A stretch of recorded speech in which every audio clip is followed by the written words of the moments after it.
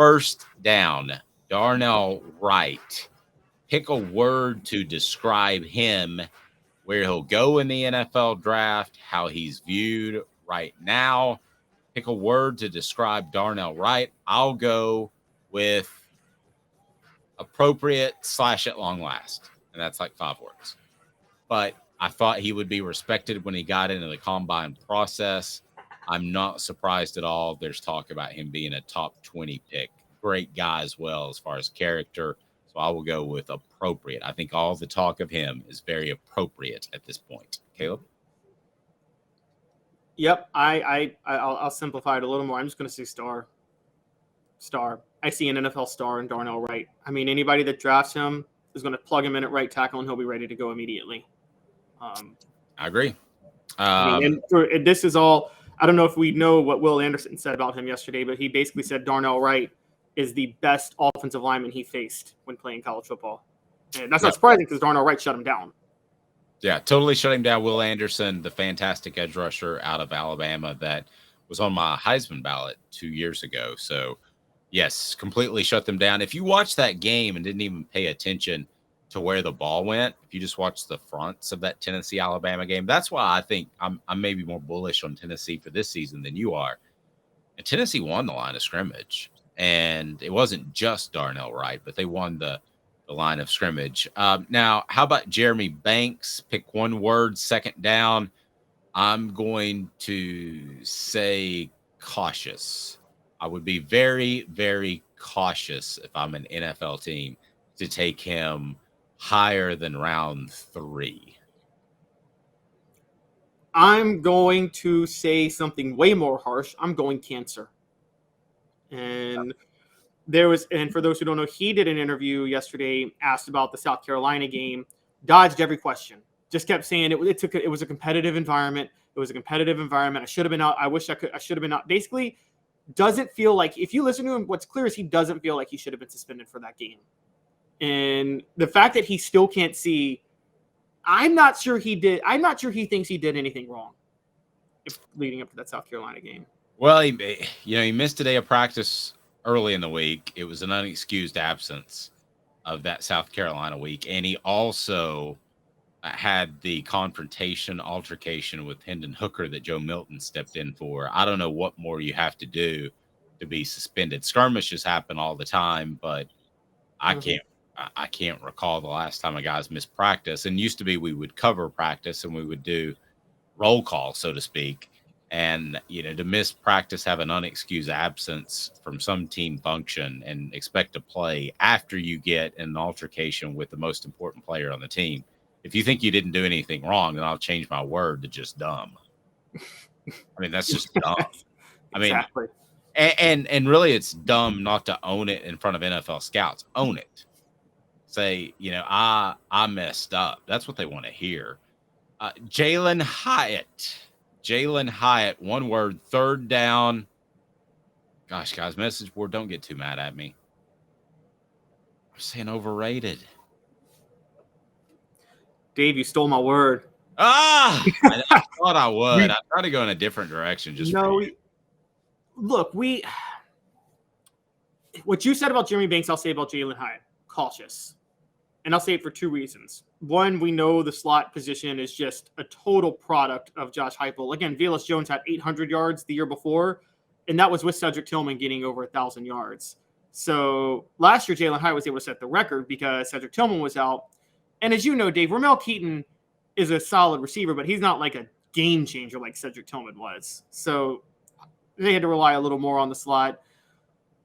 I think Jalen Hyatt, one, is more of a product of the system, and two, you really have to question when a guy admits he wasn't locked in for a year and just took the year off. That's an intangible thing that can kind of go. I play that the other way. Because of Tennessee's changes, he had no reason to trust Josh Heupel. I actually think that would help him if I was a GM. But I do see your point.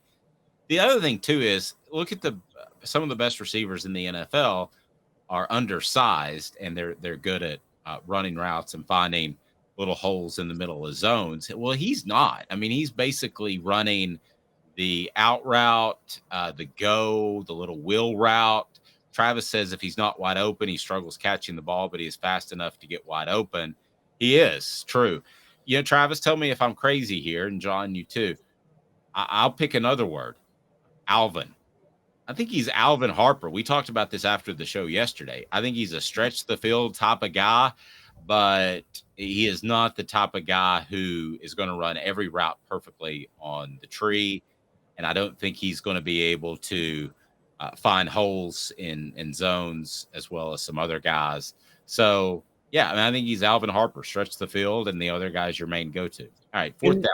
I'm sorry, go ahead. Sorry, I was going to say, and since you're a fan, you know this. There's no offense that was as simple. There's no offense in the NFL right now that was as simple as that Cowboys offense. Norv Turner got a job for just running an I formation, and it was run or throw. Gorgeous. It was gorgeous. It was so beautiful.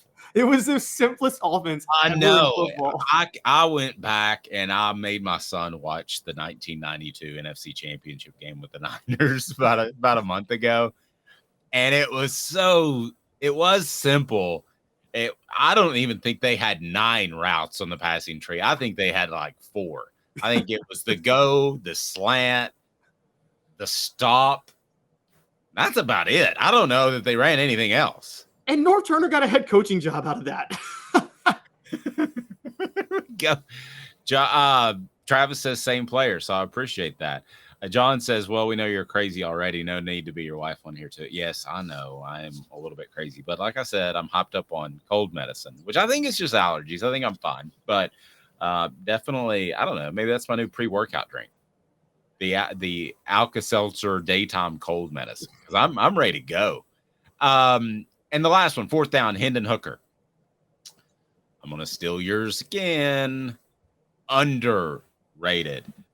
I was the guy who last year said Hendon Hooker is absolutely overrated. He's throwing the guys that are wide open. Then the deep ball really, really developed. I think he's an incredibly hard worker. I think he'll perfect his craft. I think it fits in the NFL. So if you're willing to work with him and develop him, I will say underrated. What's your word for Hendon Hooker? Since I don't want to steal your word, so I'm going to go intangibles. Good word. I guess the way Hooker has every intangible you could ever ask for. And for those who want to check this out, amidst all the disrespect Hooker's been getting recently, Joel Klatt had him at number 5 below Anthony Richardson.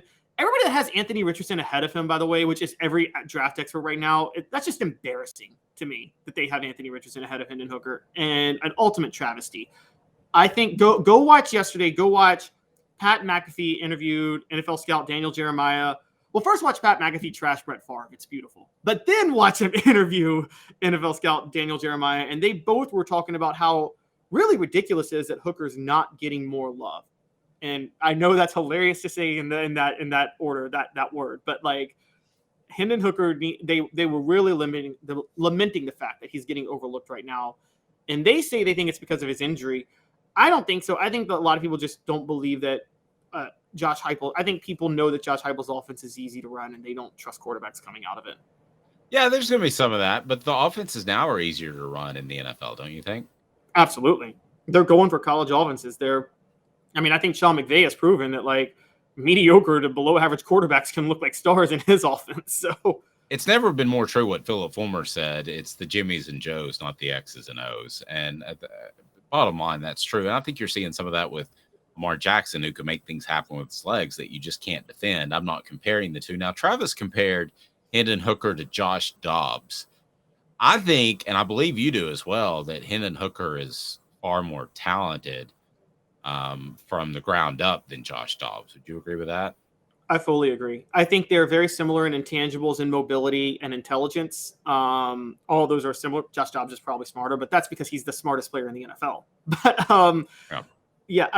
I think that I think the difference is the arm. Josh Dobbs doesn't have that big of an arm. And I think Hooker, we're not going to say he has a cannon for an arm, but he's got a deep ball. He's got a beautiful deep ball. He does.